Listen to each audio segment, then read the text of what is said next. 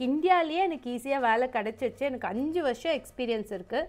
நான் நியூசிலாந்து வந்தோடனேவும் எனக்கு ஈஸியாக வேலை கிடைக்கும் அப்படின்ட்டு தான் நான் இனிஷியலாக என்னோட தாட் அப்படி தான் இருந்தது.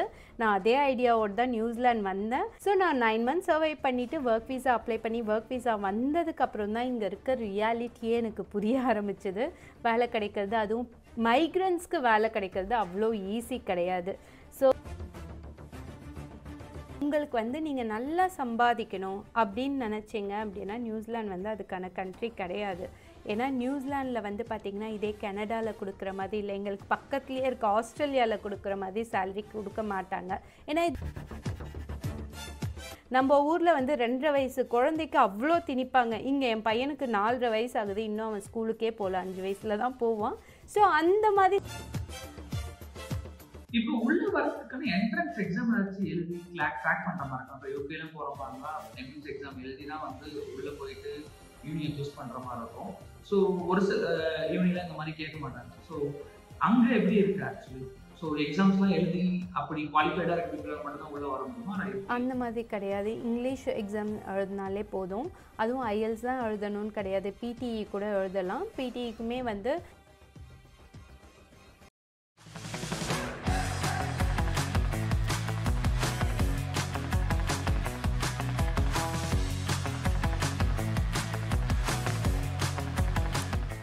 ஹலோ டெக்கீஸ், இன் டுடேஸ் பாட்காஸ்ட்ல பார்த்தீங்கன்னா நம்ம ஒரு ஸ்பெஷல் கெஸ்டோட கனெக்ட் பண்ணியிருக்கோம்.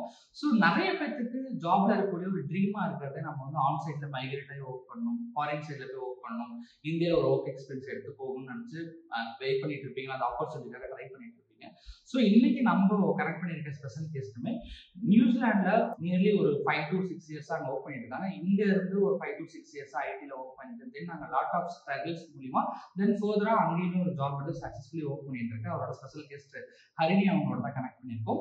ஸோ உங்களுக்கு யாராச்சும் நியூசிலாந்து சைடில் மைக்ரேட் ஆகணும், ஸோ அங்கே ஆப்பர்ச்சுனிட்டிஸ் எப்படி இருக்குது, காலேஜ் சைடில் படிக்க போகிறோம்னா எப்படி போகலாம், இல்லை ஆல்ரெடி நான் ஒர்க் பண்ணிட்டு இருக்கேன், ஸோ அங்கே எனக்கு ஆப்பர்ச்சுனிட்டிஸ் எப்படி இருக்குது, எதனால ஸ்பெசிஃபிக்காக அந்த கண்ட்ரியை சூஸ் பண்ணணும், ஸோ எவ்வளோ வரையும் ஏர்ன் பண்ணக்கூடிய பொட்டன்ஷியல் இருக்குது, என்னென்ன மாதிரியான ஸ்ட்ரகிள்ஸ் இருக்குது, இவங்களோட ஜேர்னி, இந்த மாதிரியான A to Z விஷயத்தை இந்த பாட்காஸ்ட்ல டீட்டெயில் தான் பார்க்க போகிறோம். ஸோ உங்களுக்கு ஏதாச்சும் ஆன் சைட்ல மூவ் பண்ணணும் இன்ட்ரெஸ்ட் இருக்குது, அதை நோக்கி நீங்கள் ட்ராவல் பண்ணிட்டீங்கன்னா இந்த பாட்காஸ்ட் உங்களுக்கு ரொம்ப ரொம்ப யூஸ்ஃபுல்லாக இருக்கும். ஸோ ஸ்கிப் பண்ணாமல் டெய்லியும் வரை பாருங்க.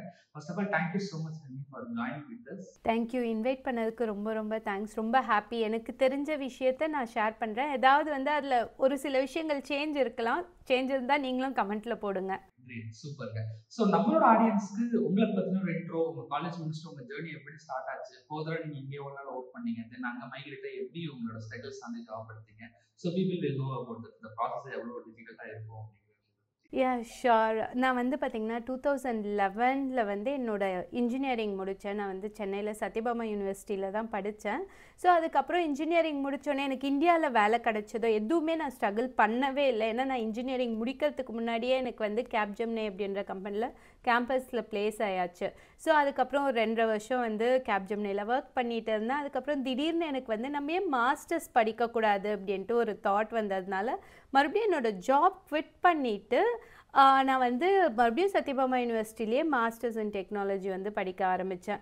ஏன்னா எனக்கு ஜாப், என்னோடய மைண்ட் எப்போயுமே எப்படி இருந்ததுன்னா வேலை கிடைக்கிறது ரொம்ப ஈஸி. ஏன்னா என்னோடய ஃபஸ்ட் ஜாப் எனக்கு ரொம்ப ஈஸியாக கிடைச்சதுனால. ஸோ செகண்ட் ஒன்ஸ் நான் எம்டெக் முடித்ததுக்கப்புறம் என்ன ஆச்சுன்னா, எனக்கு ஏடிபி இந்தியா, அதாவது கிண்டியில் இருக்குது சென்னையில், அங்கேயுமே எனக்கு உடனே நான் இங்கே எம்டெக் முடிக்க கூட இல்லை, என்னோட சர்டிஃபிகேட் கூட வாங்கல, எனக்கு அங்கே ஜாப் கிடச்சிடுச்சு. ஸோ இப்படி தான் என்னோடய இந்தியாவில் ஒர்க் எக்ஸ்பீரியன்ஸ். ஒரு 5 years of business analyst experience இந்தியாவில் இருந்தது. ஸோ 2017 எனக்கு கல்யாணம் ஆகும்போது என்ன ஆச்சு அப்படின்னா, என்னோடய தாட் எல்லாமே இந்தியாவிலேயே எனக்கு ஈஸியாக வேலை கிடச்சிருச்சு, எனக்கு 5 வருஷம் எக்ஸ்பீரியன்ஸ் இருக்குது, நான் நியூசிலாந்து வந்தோடனேவும் எனக்கு ஈஸியாக வேலை கிடைக்கும் அப்படின்ட்டு தான் நான் இனிஷியலாக என்னோட தாட் அப்படி தான் இருந்தது. நான் அதே ஐடியாவோடு தான் நியூசிலாந்து வந்தேன். இங்கே நியூசிலாந்து நான் வந்தது பார்ட்னர்ஷிப் விசிட்டர் வீசாவில் வந்தேன். ஸோ அப்போல்லாம் பார்த்திங்கன்னா பார்ட்னர்ஷிப் விசிட்டர் வீசா 9 மந்த்ஸ் நான் சர்வை பண்ணியே ஆகணும், அப்புறம் தான் என்னால் ஒர்க் வீசாவே போட முடியும். ஸோ நான் 9 மந்த்ஸ் சர்வை பண்ணிவிட்டு ஒர்க் வீசா அப்ளை பண்ணி ஒர்க் வீசா வந்ததுக்கப்புறம் தான் இங்கே இருக்க ரியாலிட்டியே எனக்கு புரிய ஆரம்பிச்சது. வேலை கிடைக்கிறது, அதுவும் மைக்ரன்ஸ்க்கு வேலை கிடைக்கிறது அவ்வளோ ஈஸி கிடையாது. ஸோ ரொம்ப கஷ்டப்பட்டேன். அந்த ஒவ்வொரு நாளும் காலையில் நான் எழுந்துக்கும் போது என் ஃபோனில் ஒரு 20 ரிஜெக்ஷன் மெயில்ஸ் இருக்கும். எனக்கு ரிஜெக்ஷன்ன்றது நான் வேலையில் பார்த்ததே இல்லைன்றதுனால எனக்கு அது ரொம்ப கஷ்டமாக இருந்தது. அதுக்கப்புறம் வந்து எனக்கு நிறைய பேர் சொன்னாங்க, நியூசிலாண்டில் உனக்கு வேலை கிடைக்கணும் அப்படின்னா லோக்கல் எக்ஸ்பீரியன்ஸ் வேணும், நீ ஏதாவது ஒரு வேலைக்கு போ அப்படின்னாங்க. நான் வந்து ஒரு கஃபேல, ஒரு பெட்ரோல் பங்க்கில் கஃபேல வேலைக்கு போனேன். எங்கள் வீட்டில் யாருக்குமே நான் சொல்லலை. பிகாஸ் இந்தியாவில் நல்ல ரோலில் இருந்துட்டு இங்கே என்ன இவ இப்படி போகிறான்னு அவங்க கஷ்டப்பட்டுடக்கூடாது அப்படின்ட்டு நான் சொல்லலை. அதுக்கப்புறம் அங்கே ஒரு 2 months வந்து 8 மணி நேரம் நின்றுக்கிட்டே இருக்கிற மாதிரி இருந்தது. ஸோ எனக்கு ரொம்ப கஷ்டமாக இருந்தது. அதுக்கப்புறம் இன்னும் அந்த கஃபேல வேலை செய்யும்போது ஒரு கான்டாக்ட் கிடச்சிது. அவங்க என்ன சொன்னாங்க, இந்த மாதிரி குழந்தைங்கள பார்த்துக்கிற வேலை இருக்குது போமா அப்படின்னாங்க. அது நிற்க தேவையில்லை அப்படின்னாங்க. சரி, நான் அங்கேருந்து அங்கே போனேன். அங்கே போய் பார்த்துக்கிட்டு இருக்கும்போது ஒரு ஸ்டாஃப் என்ன சொன்னாங்க, இந்த மாதிரி மாலில் வந்து டெக்னிக்கல் இந்த ஃபோன் ரிப்பேர் பண்ணுற வேலைலாம் இருக்கும். நம்ம ஊரில் எப்படி ஏர்டெல்லோ அந்த மாதிரி இங்கே ஒரு சில கம்பெனிஸ் இருக்குது. ஸோ உங்களுக்கு அங்கே வேலை இருக்குது, அங்கே போய் அப்ளை பண்ணுங்க அப்படின்னாங்க. அங்கே வந்தேன். ஸோ அங்கே வந்ததுக்கப்புறம் அந்த கம்பெனிலேயே இன்டர்னல் ஜாப் போஸ்டிங், ஆஃபீஸ் ஜாப்லாம் போட ஆரம்பித்தாங்க. லைக் வந்து எப்படின்னா டெக்னிக்கல் அனலிஸ்ட் அந்த மாதிரி, லைக் டெக்னிக்கலி ஒர்க் பண்ணுற இது போட ஆரம்பிக்கிறதுக்குள்ளே மறுபடியும் அங்கேருந்து அதுக்குள்ளே போய் அதுலேருந்து படிப்படியாக என்னோடய ஃபீல்டுக்குள்ளே இப்போயுமே நான் பிஸ்னஸ் அனலிஸ்ட்குள்ளே நுழையில. நான் அங்கே எனக்கு டெக்னிக்கல் ஸ்டஃப் பிடிச்சிருந்ததுனால அதுலேருந்து அப்படியே படிப்படியாக இப்போ வந்து இங்கே ஒரு கவர்மெண்ட் ஆர்கனைசேஷனில் டெக்னிக்கல் லீடாக வந்து ஒர்க் பண்ணிகிட்டு இருக்கேன். விச் மீன்ஸ் நான் ஒர்க் பண்ணுற பிளாட்ஃபார்ம் வந்து பார்த்திங்கன்னா இப்போ மைக்ரோசாஃப்ட், இப்போ அதுதான் வந்து பூமிங்கில் போயிட்டு இருக்குது. ஸோ மைக்ரோசாஃப்டில் நிறைய இருக்குது. நான் அதில் பவர் பிளாட்ஃபார்ம்ஸில் ஆட்டோமேட் பண்ணிகிட்டு இருக்கேன், ஒர்க் ஃப்ளோஸ்லாம் ஆப்ஸ்லாம் க்ரியேட் பண்ணிகிட்டு இருக்கேன். ஸோ இதுதான் என்னோட ஜேர்னி. ரொம்ப இன்ஸ்பைரிங்காக இருக்குது. ஃபர்தராக ரியலாக இங்கே வந்து ஒரு சேஃப் ஜோன், நல்ல ஒரு கம்ஃபர்ட் ஜோன், ஒரு 5 years ஐடியில் ஈஸியாக ஜாப் கிடச்சி மூவ் பண்ணிட்டு இருந்தாங்க. அங்கே மூவ் ஆகி போகிறப்போ நல்ல ஒரு ஜாப் தான் வேணும்னு நினச்சிட்டு இருப்பாங்க. பட் நீங்கள் அந்த ஸ்ட்ரகிள்ஸையும் தாண்டி ஜாப் போகணும் அப்படிங்கிறதுக்காக நம்ம பிகினிங்லேருந்து ரிஸ்க் எடுத்து, பட் அந்தந்த ஒரு விஷயமும் நீங்கள் பண்ணது உங்களுக்கு ஒரு ஸ்டெப்பிங் ஸ்டோனாக இருந்து ஃபர்தராக இப்போ உங்களுக்கு ஒரு நல்ல பொசிஷன் எடுத்து வந்திருக்கு. பட் அந்த விஷயத்தை ஃப்ரம் லோலேருந்து ஸ்டார்ட் பண்ணணுங்கிறது நிறைய பேர் வந்து இறங்கி வர மாட்டாங்க. they will not think. But நீங்கள் அந்த ரிஸ்க் எடுத்து போதும், அதனால தான் யுவர் இந்த great position right now. Really it's happy. So coming to the podcast, மெயினாக வந்து நான் ஃபர்ஸ்ட் கேட்கணும்னு நினைக்கிற விஷயங்கள், நிறைய பேருக்கு அவுட் சைட்ல வேற எங்கெங்கெல்லாம் போகிற நிறைய டிஃப்ரெண்ட் கண்ட்ரிஸ் இருக்கு. நியூசிலாண்டில் என்ன ஸ்பெசிஃபிக்காக இருக்கு? வாட் ஆர் த திங்ஸ் நீங்கள் அங்கே போயிட்டு ஒரு டிஃப்ரெண்டாக நல்லா இருக்கு, இந்த கண்ட்ரிக்கு நீங்கள் வரணும், அதுக்காக வரலாம் அப்படிங்கிறதுக்காக what will be the why reason அந்த கண்ட்ரிக்கு வரணும் அப்படிங்கிறதுக்கான விஷயங்கள் அது தெரிஞ்சுன்னா பீப்புள் வில் திங்க் அபவுட் இந்த மாதிரி விஷயங்கள்லாம் இருக்கு, இந்த மாதிரி அட்வான்டேஜ் இருக்குன்னு ஃபர்ஸ்ட் கிடைக்கும்.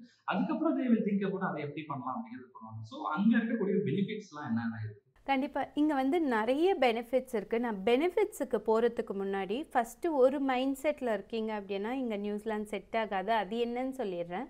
உங்களுக்கு வந்து நீங்கள் நல்லா சம்பாதிக்கணும் அப்படின்னு நினச்சிங்க அப்படின்னா நியூசிலாந்து வந்து அதுக்கான கண்ட்ரி கிடையாது.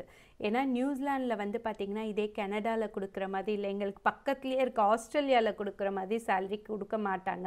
ஏன்னா இது ஒரு குட்டி தீவு தானே. ஸோ அதுக்கேற்ற சம்பளம் தான் இருக்கும். நீங்கள் வந்து இந்தியாவை கம்பேர் பண்ணும்போது கொஞ்சம் அதிகமாக தான் இருக்கிற மாதிரி இருக்கும் டாலர்ஸில் கன்வெர்ட் பண்ணி பார்க்கும்போது. பட் நீங்கள் அதையே வந்து நம்ம இந்தியாவுக்கு போயிட்டு வரணும்னா ஆகிற ஃபேர் எல்லாம் பார்க்கும்போது என்னடா இதுக்கு இந்தியாவிலேயே இருந்திருக்கலாம், நான் ஏன் இங்கே வந்தேன் அப்படின்ற தாட் வந்துடும். ஆனால் எனக்கு மணி மோட்டிவே கிடையாது. மணியும் வேணும், பட் அது செகண்டரி தான். பட் எனக்கு இந்த விஷயத்துங்களுக்கெல்லாம் வரலாம் அப்படின்ட்டு சொல்லணும் அப்படின்னா ஒர்க் லைஃப் பேலன்ஸாக இந்தியாவில் வந்து நான் இப்போ நிறைய நியூஸ் பார்க்கறதே ஐடியில் இருக்கவங்க லைக் வந்து ரொம்ப ஸ்ட்ரெஸ் ஆகுறாங்க. நான் ஐடியில் இருக்கும்போது இந்தியாவிலையுமே நான் பயங்கர ஸ்ட்ரெஸ் ஆனேன். எனக்கு பேருக்கு தான் வந்து அந்த 9 to 5 ஜாப் அப்படின்ற மாதிரி இந்தியாவில். பட் நான் ஒரு நாளும் அந்த ஒரு 8 மணி நேரம் 9 மணி நேரம் ஒர்க் பண்ணதே கிடையாது. 12 மணி நேரம் 14 மணி நேரம் கூட ஒர்க் பண்ணியிருக்கேன். ஆனால் இங்கே நியூசிலாண்டை பொறுத்த வரைக்கும் நீங்கள் வந்து 9 to 5 ஜாபில் இருக்கீங்க அப்படின்னா அந்த 5 மணிக்கு உங்கள் ஆஃபீஸில் நீங்கள் எல்லாத்தையும் விட்டு வரீங்க பார்த்தீங்களா, உயிர் போகிற காரியமாக இருந்தால் கூட உங்களை ஃபோர்ஸ் பண்ண மாட்டாங்க. என்னோடய ஜாப் டைம் முடிஞ்சிச்சு அந்த அந்த ஒரு பீஸ்ஃபுல்னஸ் உங்களோட இதில் இருக்கும். அதே மாதிரி வந்து இந்தியாவில் டைட் டெட்லைன்ஸ் கொடுத்தாங்க. உங்களால் லைக் மிஷின் மாதிரி நம்மளை ட்ரீட் பண்ணாங்க. எனக்கு இப்போ எப்படி இருக்குன்னு தெரியாது, நான் ஒர்க் பண்ணும்போது அப்படி இருந்தது. ஸோ இங்கே வந்து பார்த்திங்கன்னா வந்து உங்களோட ஃபேமிலிக்கு முக்கியமாக வேல்யூ கொடுப்பாங்க. ஸோ அந்த மாதிரி எனக்கு வந்து ஃபேமிலி கூட நிறைய டைம் ஸ்பெண்ட் பண்ணணும், ரொம்ப பீஸ்ஃபுல்லாக இருக்கணும், எனக்கு வந்து ஒர்க்கில் பயங்கர ஃப்ளெக்சிபிளாக இருக்கணும் அப்படின்ட்டுலாம் நீங்கள் நினச்சிங்க அப்படின்னா New Zealand is the best place to come for work. அதே மாதிரி வந்து இப்போது நான் சூஸ் பண்ணிக்கலாம் என் ஆஃபீஸுக்கு நான் எத்தனை மணிக்கு போகணும் அப்படின்ட்டு. நான் இன்றைக்கி வந்து பார்த்திங்கன்னா 7 மணிக்கெல்லாம் ஆஃபீஸுக்கு போயிருப்பேன், நாளைக்கு 9 மணிக்கு போவேன். அவங்களோட மெயின் இது என்ன அப்படின்னா நீ 8 மணி நேரம் வேலை செய், உன் வேலையை நீ அவள் தான். இந்த மைக்ரோ மேனேஜ்மெண்ட்ன்றது நியூசிலாண்டில் கிடையவே கிடையாது. ஸோ உங்களுக்கு வந்து அந்த ஒர்க் லைஃப் பற்றி பார்த்திங்கன்னா ரொம்ப ரொம்ப சூப்பரான ஒரு கண்ட்ரி நீங்கள் வரத்துக்கு. ஸோ அதை தவிர்த்து பார்த்தீங்க அப்படின்னா லைக் நான் என்விரான்மெண்ட் சைட் சொல்கிறேன் அப்படின்னா பொல்யூஷன் கிடையாது. உங்கள் குழந்தைங்களுக்கு வளர்க்குறதுக்கு ஒரு நல்ல என்விரான்மெண்ட் கிடைக்கும். ஒரு ஃபேமிலியாக இருக்கீங்க அப்படின்னா உங்கள் குழந்தைங்கள வளர்க்குறதுக்கு ஒரு சூப்பரான என்விரான்மெண்ட் கிடைக்கும். எந்த ஒரு ஸ்ட்ரெஸ்ஸுமே குழந்தைங்களுக்குமே போட மாட்டாங்க. நம்ம ஊரில் வந்து 2.5 வயசு குழந்தைக்கு அவ்வளோ திணிப்பாங்க. இங்கே என் பையனுக்கு 4.5 வயசு ஆகுது, இன்னும் அவன் ஸ்கூலுக்கே போகல, 5 வயசில் தான் போவான். ஸோ அந்த மாதிரி ஸ்ட்ரெஸ் ஃப்ரீயான ஒரு கண்ட்ரி தான் நியூசிலாண்டு. ஒர்க் வைஸ் சரி, லிவிங் வைஸ் சரி, எல்லாமே ஸ்ட்ரெஸ் ஃப்ரீயான கண்ட்ரி. பட் நான் முன்னாடியே சொன்ன மாதிரி சேலரின்னு பார்த்தீங்க அப்படின்னா கம்மியாக தான் இருக்கும். இங்கே வந்து காஸ்ட் ஆஃப் லிவிங் கொஞ்சம் அதிகமாகவே இருக்கும். அந்த salary cost of living means இப்போ for example we can take like இப்போ ஐடில ஒரு இந்தியால ஒரு 5 years ஒருத்தர் நார்மலா ஒர்க் பண்றாங்கன்னா they can able to achieve at least ஒரு 1 lakh வந்து மந்த்லி earn பண்றதுக்கு ஒரு அப்ராக்ஸா அச்சீவ் பண்ண முடிஞ்சிட்டு இருக்கு இப்போ. ஸோ இப்போ இதுவே இந்த சேலரி வைஸ்ல அங்க வந்து பாக்குறப்போ ஒரு எவ்வளவு சேலரி earn பண்ண முடியும், இங்கேயும் அங்கேயும் எவ்வளவு டிஃபரன்ஸ் கிடைக்கும், பிளஸ் அங்க இருக்கக்கூடிய அந்த காஸ்ட் ஆஃப் லிவிங் எப்படி இருக்கு, இதெல்லாம் அந்த சுச்சுவேஷன்ஸ் அந்த ப்ராப்ளமா இருக்கு, அதை பத்தி கொஞ்சம் டீட்டெயிலாக பேசி. கண்டிப்பாக சேல்ரி வைஸ் பார்த்திங்கன்னா எனக்கு மற்ற ஃபீல்டில் அதோட பேஸ் சேல்ரி தெரியாது. ஐடி ஃபீல்டில் பார்த்தீங்க அப்படின்னா நீங்கள் ஒரு பேசிக்கான ஒரு ரோல், ஒரு சர்வீஸ் டெஸ்க் ரோலில் இருக்கீங்க அப்படின்னா மினிமம் சேல்ரி வந்து $70,000 கொடுக்க ஆரம்பிப்பாங்க. லைக் உங்களுக்கு வந்து ஒரு 2 years இல்லை 1 year தான் எக்ஸ்பீரியன்ஸ் இருக்குது அந்த சர்வீஸ் டெஸ்க் ரோல்லனா மினிமம் $70,000 விச் மீன்ஸ் வந்து ஒரு 35 lakhs இருக்கும். நம்ம ஊர் காசுக்கு 35 lakhs கிட்ட இருக்கும். lakhs per annum 35 lakhs per annum இருக்கும். ஸோ அதே மாதிரி நீங்கள் வந்து இப்போ ஒரு 10 years எக்ஸ்பீரியன்ஸ் இருக்குது அப்படின்னா அதுக்கேற்ற மாதிரி மாறும். இப்போ ஃபார் எக்ஸாம்பிள் நான் சொன்னது சர்வீஸ் டெஸ்கோட சேல்ரி. இதே நீங்கள் வந்து ஒரு டெவலப்பர், சாஃப்ட்வேர் டெவலப்பராக இருக்கீங்க அப்படின்னா இப்போ இருக்க கண்டிஷனுக்கும் ஸ்டார்டிங் வந்து $100,000 இருக்கும். Like which means 50 lakhs per ஆனம்ன்ற மாதிரி கிடைக்கும். ஸோ இதுதான் வந்து நியூசிலாண்டோட சேல்ரி ரேஞ்சஸ். அதுக்கப்புறம் நீங்கள் வளர வளர வந்து பார்த்தீங்கன்னா அந்த இயர்ஸ் ஆஃப் எக்ஸ்பீரியன்ஸ், அது மட்டும் இல்லாமல் உங்களோட நீங்கள் எப்படி ஒர்க் பண்ணுறீங்க அது எல்லாமே பார்த்து உங்களோட சேல்ரி வந்து ஏறிட்டே போகும். ஸோ இதுதான் base salary. So up to 200,000 250,000 வரைக்கும் கூட வாங்குறவங்க, லைக் ஒரு சில ஜிஎம் ரேஞ்சில் இருக்காங்க அப்படின்னா 250,000 அப்படி கூட வாங்குறவங்க இருக்காங்க. நான் சொல்கிறது எல்லாமே per annum. இவ்வளவு earn பண்றோம், அந்த காஸ்ட் ஆஃப் லிவிங் எப்படி இருக்கு? இப்போ 35 lakhs means approximately we can get around 2.5 lakhs to 3 lakhs per month நமக்கு கிடைக்கும். ஸோ அங்கே எவ்வளோ எக்ஸ்பென்ஸ் ஆகுது ஜென்ரலாக, அது ஒரு மெயின் திங். பிகாஸ் இந்த சென்னை 1 lakh நம்ம மந்த்லி வாங்குறோம்னாலும் ஒரு 50,000 இருந்து அப்ராக்ஸா ஓரளவுக்கு டீசெண்டாக வந்து ஃபேமிலியே ரன் பண்ண முடியும். 50 to 60,000 இருந்துதான். ஸோ அங்கே இருக்கக்கூடிய cost of living, house rent, மற்ற விஷயங்கள்லாம் எவ்வளோ எக்ஸ்பென்ஸாக இருக்கு? இங்கே இருக்கிறது பார்த்திங்கன்னா நான் வந்து லைக் ஏரியாவுக்கு ஏற்ற மாதிரி எப்படி நம்ம சென்னையில் வந்து ரெண்ட் வேறு மாதிரி இருக்குமோ, மும்பையில் வேறு மாதிரி இருக்குமோ, அதே மாதிரி லைக் நியூசிலாண்டு ஒரு குட்டி தீவு தானே, அதில் 2ஆக இருக்குது, நார்த் ஐலாண்ட், சவுத் ஐலாண்ட் அப்படின்ட்டு. நார்த் ஐலாண்டை கம்பேர் பண்ணும்போது சவுத் ஐலாண்ட் கம்பேரிட்டிவ்லி ரெண்ட் எல்லாமே கம்மியாக இருக்கும். ஸோ இப்போ வந்து நீங்கள் ஒரு 2 BHK ஹவுஸில் ரெண்ட்டில் இருக்கீங்க அப்படின்ட்டு பார்த்தீங்கன்னா இங்கே வந்து எல்லாமே வாரத்துக்கு தான் நாங்கள் சொல்லுவோம். ஸோ வீக்லி வந்து பார்த்திங்கன்னா உங்களுக்கு ஒரு டீசெண்டான ஹவுஸ் அப்படின்ட்டு பார்த்தீங்கன்னா ஒரு $550 இருக்கும். அதாவது விச் மீன்ஸ் 25,000 கிட்ட வந்து 25,000 இந்தியன் ருபீஸ் வீக்லி ரெண்ட்டாக இருக்கும். அது தவிர்த்து வந்து இந்த கிராசரி அது எல்லாமே லைக் குழந்தை இருந்தால் ஒரு கிராசரி, குழந்தை இல்லைன்னா ஒரு கிராசரி. ஸோ உங்களுக்கு கிராசரி எல்லாம் பார்த்தீங்கன்னா வீக்லி மினிமம் இப்போ இருக்க விலைவாசிக்கு $200 கிட்ட ஆயிடுது. அப்படி இப்படின்ட்டு லைக் $150 to $200 டிபெண்ட்ஸ் நம்ம என்ன வாங்குகிறோம் அப்படின்ட்டு. ஸோ அந்த காஸ்ட்டு கிட்ட ஆகிடுது. அதுக்கடுத்து குழந்தை இருக்காங்க அப்படின்னா டே கேருக்கு அனுப்பணும். ஏன்னா இங்கே வந்து ஃபேமிலி கிடையாது நமக்கு, ஹஸ்பண்ட் அண்ட் ஒய்ஃப் 2 பேரும் வேலைக்கு போனால் மட்டும்தான் கொஞ்சமாக சேவ் பண்ண முடியும். அந்த டைமில் நீங்கள் டே கேருக்கு குழந்தைங்கள அனுப்புகிறீங்க அப்படின்னா குழந்தைங்களுக்கு வாரம் லைக் $350 என்னவோ குழந்தைங்களுக்கு வாரம் டே கேருக்கு மட்டும். இங்கே 5 years ஆச்சுன்னா ஸ்கூல் ஃப்ரீ தான், பட் அந்த டே கேர் காஸ்ட் வந்து பயங்கரமாக இருக்கும். ஸோ அப்படி இப்படின்னு நீங்கள் கால்குலேட் பண்ணும்போது வாரத்துக்கு வந்து $1000 கிட்ட போயிடும். ஸோ அதுவே உங்களுக்கு 50,000 வீக்லி போயிடும். நீங்கள் வந்து இது நான் சொல்கிறது கொஞ்சம் வந்து லாவிஷாக இருக்கும், நாட் லாவிஷ்ன்னு சொல்ல முடியாது, அந்த மிடில் ரேஞ்சில் இருக்கும் அப்படின்னா அந்த மாதிரி ஆகும். ஏன்னா மெடிக்கல் குழந்தைங்களுக்கு ஃப்ரீ, ஆனால் நம்மளுக்கு ஒவ்வொரு விசிட்டுக்கும் வந்து ஜிபி கிட்ட $60 அப்படின்ற மாதிரி இருக்கும். ஸோ எல்லாமே பார்க்கும்போது வீக்லி $1,000 $50,000 கிட்ட போயிடும் நமக்கு. அப்போ 2 லட்சம் ஆயிடும் மாதம் அதுவே. ஓகே. ஸோ இந்த ஐ திங்க் ஸோ ஒருத்தர் மட்டும் போயிருந்தாங்கன்னா அவங்களோட ஃபுல் சேலரி இப்போ ஃபேமிலி வச்சு மெயின்டைன் பண்ணுறதுக்கு டோட்டலாக அங்கே இருந்துக்கலாம் அப்படிங்கிற அளவுக்கு தான் ஐ திங்க் ஸோ இருக்கும் நினைக்கிறேன். ஒருத்தர் மட்டும் இருந்தாங்க, இப்போ ஸ்டூடெண்ட்ஸ் மாதிரி இருக்காங்க அப்படின்னா அவங்களுக்கு டோட்டலி டிஃப்ரெண்ட். ஏன்னா வீட்டு வாடகை அவ்வளோ ஆகாது. அவங்க வந்து எப்படின்னா இந்த ஷேரிங், நம்ம ஊரில் பிஜி மாதிரி இருக்குல்ல, ஸோ அதே மாதிரி இப்போ வீட்லேயே வந்து ஷேர் பண்ணிப்பாங்க. அது வந்து பார்த்திங்கன்னா வித் இன்டர்நெட் எல்லாமே சேர்த்தே அவங்களுக்கு வந்து $150 to $200 தான் ஆகும். அந்த இன்டர்நெட் பில்லு, கரண்ட் பில் எல்லாம் சேர்த்து ஃபேமிலியாக வரும்போது தான் அதோட எக்ஸ்பென்ஸ் ரொம்ப அதிகம் ஆகும். ஸோ இப்போ நான் என்னோட பாயிண்ட் ஆஃப் வியூலேருந்து பார்க்குறப்போ ஆப்பர்ச்சுனிட்டிஸ் எப்படி இருக்குது, இப்படி ஏர்ன் பண்ணலாம். ஓரளவுக்கு இந்தியாஸோட கொஞ்சம் அதிகமாக சேவ் பண்ணி கொஞ்சம் மணி ஏர்ன் பண்ண முடியும். ஃபர்தராக வந்து ஒர்க் லைஃப் பேலன்ஸ், அங்கே இருக்கக்கூடிய என்வாயன்மெண்ட் எல்லாமே இந்தியாவோட நல்ல ஒரு விஷயமா கிடைக்கும், ஷேர் பண்ணிக்கணும். ஸோ நெக்ஸ்ட் திங் எனக்கு தோன்ற விஷயம், ஆன்சைட் போகணும்னாவே அதர் கண்ட்ரிஸ் நிறையா இருக்குது. இப்போ கனடா இருக்குது, யூஎஸ்ஏ இருக்குது, நிறையா இருக்குது. பட் ஒரு இடத்துலையும் ஒரு ரெஸ்ட்ரிக்ஷன்ஸ் இருக்கும், போகிறதுக்கே கஷ்டமாக இருக்கும். யூஎஸ்ஏக்குள்ளே என்டர் ஆகணும்னாவே அவ்வளோ எக்ஸ்பீரியன்ஸ் இருந்து ரொம்ப டிஃபிகல்ட்டாக இருக்கும், நம்ம கஷ்டமாக இருக்கிறது. ஸோ இங்கே நியூசிலாண்டுக்குள்ள ஒருத்தர் வரணும்னு நினைக்கிறாங்கன்னா அந்த டிஃபிகல்ட்டி லெவல் எப்படி இருக்குது? ஒரு ஃப்ரெஷராக இருந்து காலேஜ் படிக்கணும்னு நினைக்கிறவங்க வரலாமா? அதே மாதிரி எக்ஸ்பீரியன்ஸ் இருக்கலாமா? அந்த உள்ளே வர அந்த மைக்ரேஷன் அந்த டிஃபிகல்ட்டி லெவல் எப்படி இருக்கும்? அந்த ப்ராசஸ் எப்படி இருக்கும்? இங்கே நியூசிலாண்டுக்குள்ளே வரத்துக்கு வந்து the best and easiest way student வீசாவில் வர்றது தான். ஆனால் வந்து இப்போ ஸ்டூடெண்ட் வீசாலையுமே வந்து லைக் நீங்கள் ஒரு நான் ஐடி பேக்ரவுண்டில் இருக்கீங்க, ஆனால் உங்களுக்கு வந்து ஐடி பிடிச்சிருக்கு, லைக் பிடிச்சிருக்குன்னு இல்லை, ஐடியில் இருந்தால் சம்பாதிக்கலாம் அப்படின்ட்டு ஏதோ ஒரு கோர்ஸ் எடுத்து வரீங்க அப்படின்னா உங்களால் சக்சீட் பண்ண முடியாது. ஸோ மேக் ஷூர் நீங்கள் ஐடி பேக்ரவுண்ட்லேயுமே எந்த டொமைனில் இருக்கீங்கன்னு எல்லாமே நீங்கள் ஒரு கிரவுண்ட் ஒர்க் ஃபுல்லாக பண்ணிவிட்டு அதுக்கப்புறம் வந்து நியூசிலாந்து வரணும்னு நான் வந்து ஒரு ஃப்ரெஷராக நீங்கள் வரீங்க அப்படின்னா, அதே மாதிரி நான் முன்னாடியே என்னோட ஸ்டோரியில் சொன்ன மாதிரி தான், நான் இந்த வேலைக்கு தான் போவேன்னு ஸ்டிக் ஆகாதீங்க. நியூசிலாண்டை பொறுத்த வரைக்கும் ஃபஸ்ட்டு வேலை கிடைக்கிறது ரொம்ப ரொம்ப கஷ்டம். ஏன்னா இது வந்து ஒரு சின்ன கண்ட்ரி, ஜாப் மார்க்கெட் கம்மியாக தான் இருக்கும். ஸோ ரொம்ப ரொம்ப கஷ்டம். ஃபஸ்ட்டு வேலை எந்த வேலையாக இருந்தாலும் போங்க, அதுலேருந்து ஒரு நெட்வொர்க் பில்ட் பண்ணுங்கள். அப்படியே முன்னேறது தான். நீங்கள் வந்து நியூசிலாந்து வரணும் அப்படின்ட்டு டிசைட் பண்ணிட்டீங்க அப்படின்னா உங்களோட லிங்க்டின் ப்ரொஃபைலை வந்து நீங்கள் ரொம்ப அப் டு டேட் வச்சுக்கோங்க. நம்ம ஊரில் எனக்கு தெரிஞ்சு அப்போல்லாம் நாக்ரி அந்த ப்ரொஃபைல் இருந்தது, நீங்கள் வந்து அதை அப் டு டேட் வச்சுக்கணுன்ற மாதிரி. இங்கே வந்து பார்த்திங்கன்னா லிங்க்டின் ப்ரொஃபைல், நீங்கள் ஒரு ஜாபுக்கு அப்ளை பண்ணுறீங்க, உங்களை ஷார்ட்லிஸ்ட் பண்ணலான்னு அவங்க மைண்டில் தோணுச்சுன்னா ஃபஸ்ட்டு எடுத்தோடனே உங்களோட லிங்க்டின் ப்ரொஃபைலை தான் அவங்க போய் பார்ப்பாங்க. ஸோ வந்து எத்தனை பேர் உங்களுக்கு அந்த நெட்வொர்க்கிங் எப்படி இருக்குது அது எல்லாமே பார்ப்பாங்க. ஸோ நீங்கள் அதை அப் டு டேட்டில் வச்சுக்கோங்க. அதே மாதிரி நிறைய ஏஜென்சிஸ் இருக்காங்க இந்தியாவில், லைக் வந்து உங்களுக்கு அந்த வீசா ப்ராசஸ் பண்ணி கொடுத்து, காலேஜில் சீட்டு வாங்கி கொடுத்து, யூனியில் சீட்டு வாங்கி கொடுத்து அந்த மாதிரி இருப்பாங்க. பெஸ்ட்டு அவங்கக்கிட்ட போய் பண்ணுறது இட்ஸ் குட் தான். ஆனால் அவங்க சொல்கிறாங்க அப்படின்ட்டு ஏதோ ஒரு கோர்ஸ் எடுக்காதீங்க. நிறைய பேர் வந்து பார்த்திங்கன்னா இங்கே ப்ராஜெக்ட் மேனேஜ்மெண்ட் அந்த மாதிரி கோர்ஸ் எடுத்துகிட்டு வருவாங்க.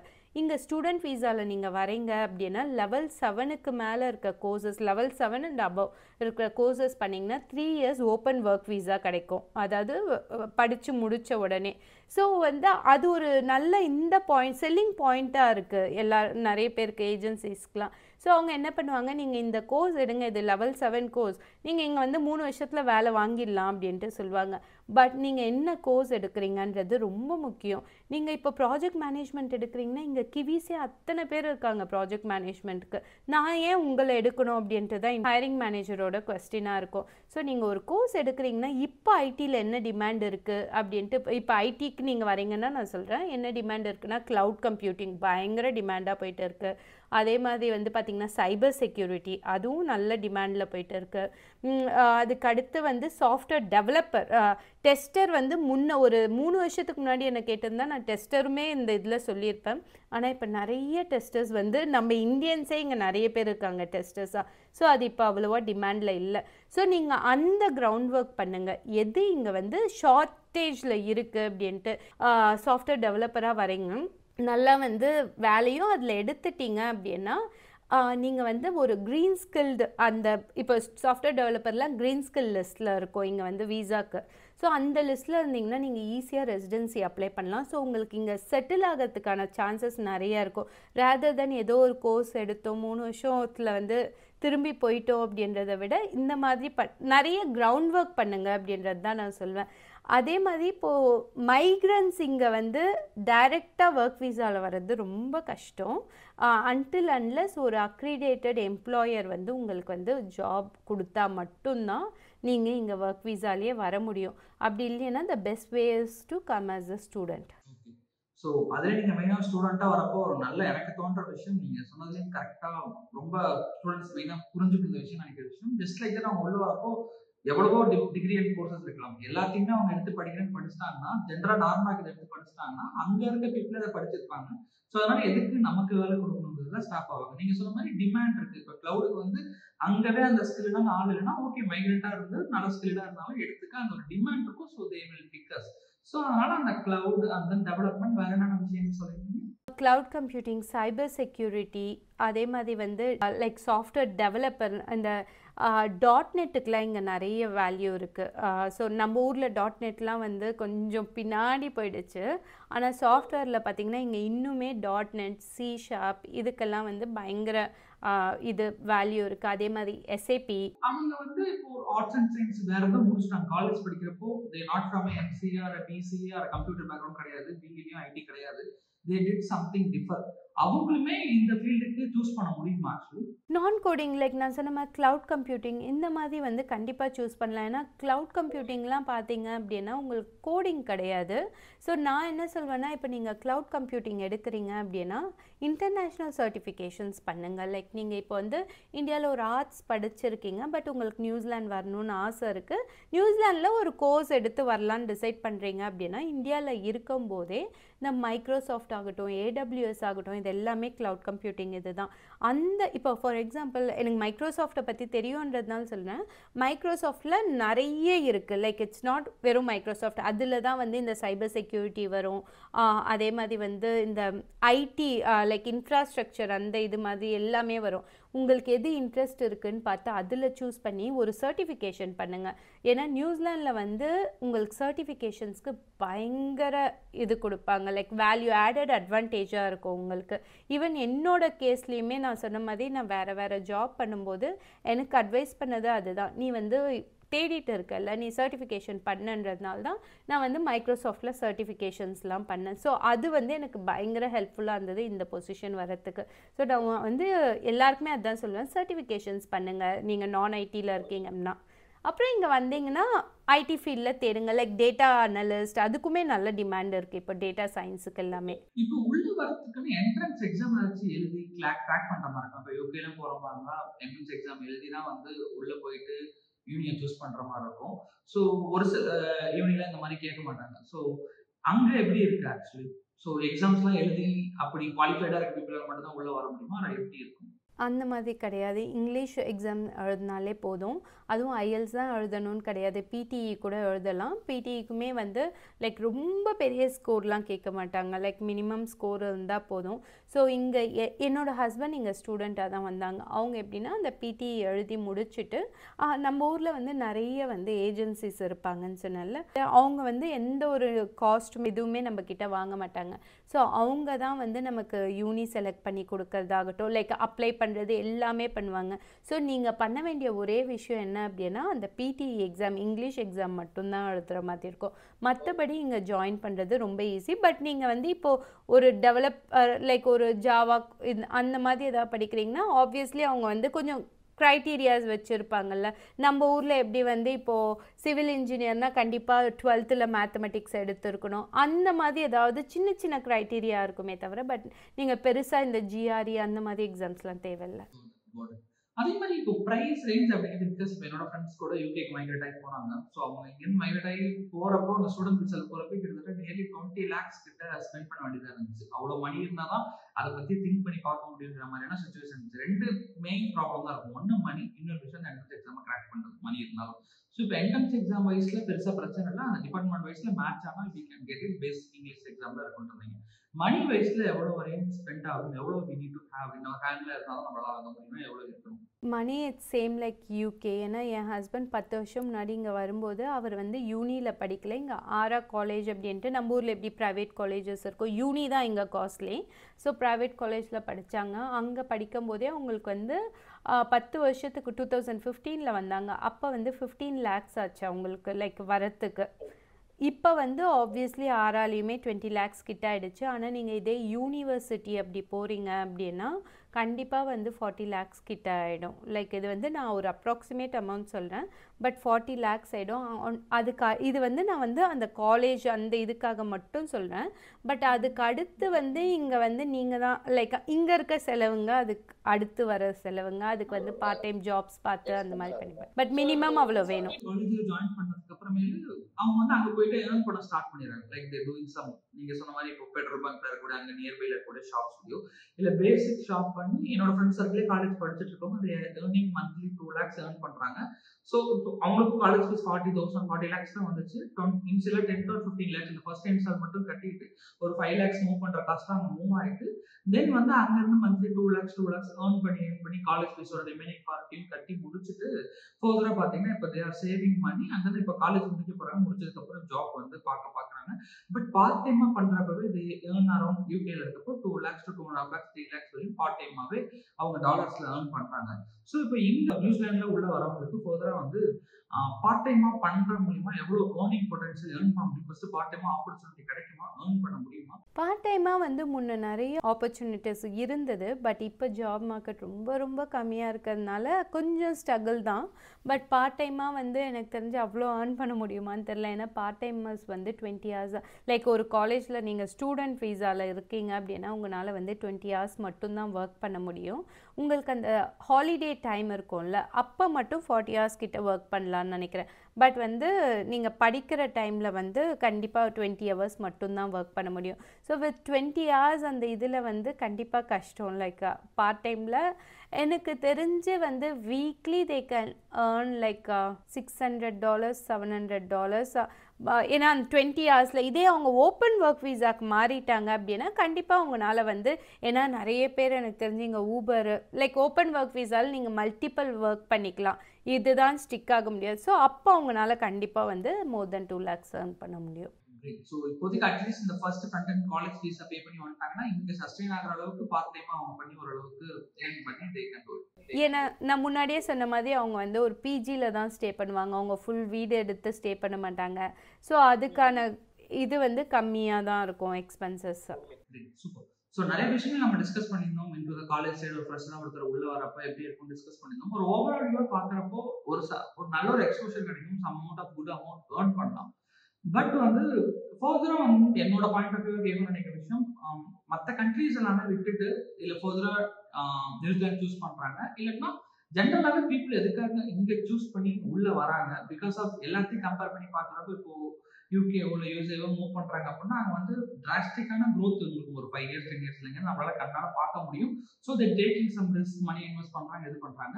இப்போ இங்கே மைக்ரேட் ஆகிற people what will be the why reason, plus people இப்போ அங்கே வரணும்னு நினைக்கிறவங்க எதனால ஒரு மைண்ட் செட்டில் இருக்காங்க, இல்லை நீங்கள் இப்படி யோசிக்கிறீங்கன்னா இங்கே வாங்க, ஏன்னா you can choose some of other country, பெட்டராக மூவ் ஆகிடுங்க அப்படிங்கிற மாதிரிலாம் என்ன பண்ணலாம். லைக் வந்து இங்கே மெயினாக வரத்துக்கு ரீசன் என்ன அப்படின்னா, மக்கள் என்ன நினச்சிக்கிறாங்க அப்படின்னா இந்தியாவை தவிர எந்த கண்ட்ரிக்கு போனாலும் நல்ல சம்பளம் இருக்கும், லைக் நிறைய ஏர்ன் பண்ணலான்னு நினைக்கிறாங்க.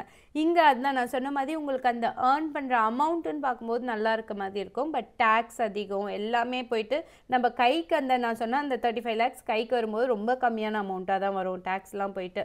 ஸோ வந்து நிறைய பேர் ஈவன் என் ஹஸ்பண்டுமே கெனடா தான் போகணுன்னு நினச்சாங்க. ஆனால் கெனடாவில் வந்து அந்த ஸ்னோ அந்த இதெல்லாம் இருக்கும் அப்படின்ட்டு அவங்க வந்து இல்லை ஆஸ்திரேலியா போகலான்னு பார்க்கும்போது இதை விட அப்போ எக்ஸ்பென்ஸ் அதிகமாக இருந்தது. ஸோ அந்த ரீசனுக்காக நிறைய பேர் வந்து நியூசிலாந்து சூஸ் பண்ணுறாங்க. லைக் வந்து எப்படின்னா ஓகே அது நமக்கு கிடைக்கல, அங்கே வெதர் வேறு மாதிரி இருக்குது, கம்பேரிட்டிவ்லி இங்கே வெதர் பெட்டராக இருக்குது, ப்ரைஸ் வைஸ் இங்கே கம்மியாக இருக்குது, அப்படி லைக் அந்த ஃபீஸ் வைஸ் மற்ற கண்ட்ரீஸை கம்பேர் பண்ணும்போது ஓகே கொஞ்சம் கம்மியாக இருக்குது, ஈஸியாக நான் சொன்ன மாதிரி எந்த ஒரு எக்ஸாம்ஸும் தேவையில்லை உள்ளே வரத்துக்கு. அவங்களோட மெயின் மோட்டிவ் வந்து நான் ஏதாவது ஒரு ஃபாரின் போயிடணும் அப்படின்ற மாதிரி நிறைய பேர் இங்கே வராங்க. பட் வந்து கொஞ்சம் பேருக்கு வந்து நான் சொன்ன மாதிரி நிறைய லைக் இப்போ எனக்கு தெரிஞ்ச ஒரு 2-3 பேர் வந்தாங்க. அவங்கள நான் கேட்டப்போ இல்லை எனக்கு இந்தியாவில் ஒர்க் ஸ்ட்ரெஸ் அதிகம், இங்கே வந்து நான் ஸ்ட்ரெஸ் கம்மியாக இருக்குன்னு கேள்விப்பட்டேன், அதனால இங்கே வரேன். நான் கேட்டிருக்கேன் நிறைய பேர், ஏன் நீங்கள் ஆஸ்திரேலியா ட்ரை பண்ணலை, பிகாஸ் பக்கத்தில் தான் இருக்குது ஆனால் நிறைய சம்பளம் கொடுப்பாங்க அப்படின்னா ஆஸ்திரேலியா அகைன் ஒர்க் ஸ்ட்ரெஸ் அதிகம் தான். லைக் நியூசிலாண்டை கம்பேர் பண்ணும்போது அங்கேயும் ஒர்க் ஸ்ட்ரெஸ் அதிகம். லைக் அந்த ஒரு பீஸ்ஃபுல்லான உங்களுக்கு ஒரு நேச்சர் வேணும் அப்படின்னா ஒரு மாதிரி, ஏன்னா நியூசிலாண்டே வந்து ஒரு லேட் பேக் கல்ச்சர் தான். ரொம்ப அப்படியே ஹரிபரியாக எல்லாம் பண்ணுற மாதிரியே கிடையாது. ரொம்ப பொறுமையாக பண்ணுவாங்க. நீங்கள் வந்து இந்தியாவில் வந்து ஒரு விஷயத்த முடிச்சிருப்பாங்க, இங்கே வந்து அப்போ தான் வந்து அதை ஆரம்பிப்போமா வேணாமான்னே டிஸ்கஸ் பண்ணுவாங்க. அந்த மாதிரி ரொம்ப டேக் இட் ஈஸி கல்ச்சர். அந்த மாதிரி இருக்கணும் அப்படின்றவங்க கண்டிப்பாக வரலாம். யார் வரக்கூடாது அப்படின்ட்டு பார்த்தீங்க அப்படின்னா, தூரம் இந்த ஹோம் சிக்லாம் இருந்தால் கண்டிப்பாக வராதிங்க. ஏன்னா ஃப்ளைட் காஸ்ட்லாம் ரொம்ப அதிகம். நீங்கள் வந்து ஒரு ஒரு ஆள் வந்து ஒரு டைம் கிரைஸ்ட் சர்ச்சில் இருந்து இந்தியாவுக்கு போகணும், சிங்கப்பூர் ஏர்லைன்ஸில் கம்மியான மணி நேரத்தில் நம்ம போயிடணும் அப்படின்ட்டு நீங்கள் பார்த்தீங்கன்னா மினிமம் இப்போல்லாம் வந்து $2000 டிக்கெட் ஆகுது ஒரு ஆளுக்கு. நான் சொல்கிறது அதுவும் நீங்கள் வந்து ஒரு 6-7 மாதம் முன்னாடியே புக் பண்ணால். ஸோ நீங்கள் ஒரு ஃபேமிலி ஆஃப் 3 or 4 இருக்கும்போது அதுலேயே உங்களுக்கு வந்து கிட்டத்தட்ட 6-7 லட்சம் போயிடும் அந்த டிக்கெட் ஃபேருக்கே. ஸோ அந்த மாதிரியெல்லாம் நினச்சிருக்கீங்க அப்படின்னா கண்டிப்பாக இது வந்து உங்களுக்கு ஈஸியான ஒரு கண்ட்ரியாக இருக்காது. பட் வந்து இங்கே பீப்புளெலாம் ரொம்ப ரொம்ப வெல்கமிங்காக இருப்பாங்க. ஸோ உங்களுக்கு வந்து இந்த ரேசிசம் பற்றியெல்லாம் பயமே வேணாம். இங்கே மைக்ரன்ஸ் எப்படி ட்ரீட் பண்ணுவாங்க அந்த பயம்லாம் இல்லாமல் தைரியமாக இங்கே வரலாம். லைக் ரொம்ப சூப்பராக ட்ரீட் பண்ணுவாங்க. Okay, so people who are expecting like okay இந்த மாதிரி வேணாம், ஸோ வேறு ஆன்சைட் கண்ட்ரியாக ட்ரை பண்ணலாம். கொஞ்சம் பீஸ்ஃபுல்லான ஒர்க் என்வாயன்மெண்ட்டில் இங்கே இருக்க அட்மாஸ்பியர் பார்த்துரும். ஸோ வெளியில் இருக்க ஒரு அட்மாஸ்பியர் பார்க்கணும். ஸோ அங்கெல்லாம் எப்படி இருக்குன்னு பண்ணணுங்கிற இன்ட்ரெஸ்ட் இருக்கவங்களுக்கு மற்ற கண்ட்ரீஸில் கொஞ்சம் டிஃபிகல்ட்டிஸ் கொஞ்சம் அதிகமாக இருக்கும். பட் இங்கே கொஞ்சம் டிஃபிகல்ட்டி ஈஸியாக இருக்கும். ஸோ ஒரு அளவு குட் அமௌண்ட் ஆஃப் மணி. ஆமாம், ஆட் ஆன் இன்னொரு விஷயம் என்னென்னா, மற்ற கண்ட்ரீஸை கம்பேர் பண்ணும்போது நியூசிலாண்டில் ரெசிடென்சி வாங்குறது கொஞ்சம் ஈஸி. ஸோ நீங்கள் செட்டில் ஆகணும் அப்படின்ட்டு நினைக்கிறீங்க அப்படின்னா அந்த மாதிரி இருக்கிறவங்களும் கண்டிப்பாக வரலாம். நீங்கள் ஒரு நல்ல ஜாப்குள்ளே நுழைஞ்சிட்டிங்க அப்படின்னா உங்களுக்கு அந்த எம்ப்ளாயரே வந்து உங்களுக்கு ரெசிடென்சிக்கு ஸ்பான்சர் பண்ணுவாங்க. ஸோ உங்களுக்கு ஈஸியாக வந்து ரெசிடென்சி கிடச்சிடும். நீங்கள் ஒரு ரெசிடென்சியான ஒரு 5 இயர்ஸில் வந்து நீங்கள் வந்து சிட்டிசனும் ஆகிடலாம். ஸோ நியூசிலாண்டோட பாஸ்போர்ட் வந்து இட்ஸ் மோஸ்ட் லைக் நம்பர் 4ல் இருக்குதுன்னு நினைக்கிறேன் இப்போ வேர்ல்டு வைடு த பெஸ்ட் பாஸ்போர்ட்ஸில். ஸோ நீங்கள் நியூசிலாண்டில் வந்து இப்போ சிட்டிசன் ஆயிட்டீங்க அப்படின்னா கிட்டத்தட்ட ஆஸ்திரேலியாவில் வந்து உங்களுக்கு வந்து ரெசிடென்சி மாதிரி, பட் அது ரெசிடென்சின்னு சொல்லக்கூடாது, like some special visa. So you can stay in Australia like life long கூட நீங்கள் ஸ்டே பண்ணிக்கலாம், ஒர்க் பண்ணலாம், எந்த ஒரு ரெஸ்ட்ரிக்ஷனும் இல்லாமல். ஸோ ஆஸ்திரேலியாவுக்கு ஈஸியாக மூவ் ஆகிறதுக்கான ஒரு பாத்தாவும் வச்சுக்கலாம். நிறைய கண்ட்ரீஸ்க்கு நீங்கள் வீசா ஃப்ரீயாக ட்ராவல் பண்ணலாம் with New Zealand passport. So easy to settle. நிறைய இன்ஃபர்மேஷன் ஷேர் பண்ணீங்க. இந்த 30 மினிட்ஸ்க்கு டிஸ்கஸ் பண்ணியிருக்கோம். ஸோ ரொம்ப ரொம்ப யூஸ்ஃபுல்லாக இருந்துச்சு. ஸோ ரொம்ப ஃப்ரெஷ்ஷாக இருந்து ஒரு கன்சல்டன்சியில் ட்ரை பண்ணிட்டு இருப்பாங்க இப்போ நியூசிலாண்டுக்குள்ளே வரணும்ட்டு, இல்லைன்னா வரலாமா நம்ம யோசிச்சுட்டு இருப்பாங்க. அவங்க எல்லாத்துக்குமே கண்டிப்பாக இந்த பாட்காஸ்ட் மூலிமா ரொம்ப பெரிய கிளாரிட்டி கிடைச்சிருக்கும். ஸோ ஹரிணி அவங்களுமே போத் இன்ஸ்டாகிராம் அண்ட் யூடியூப்லையுமே ஆக்டிவாக வந்து வீடியோஸ் ரொம்ப போட்டுட்டு இருக்காங்க.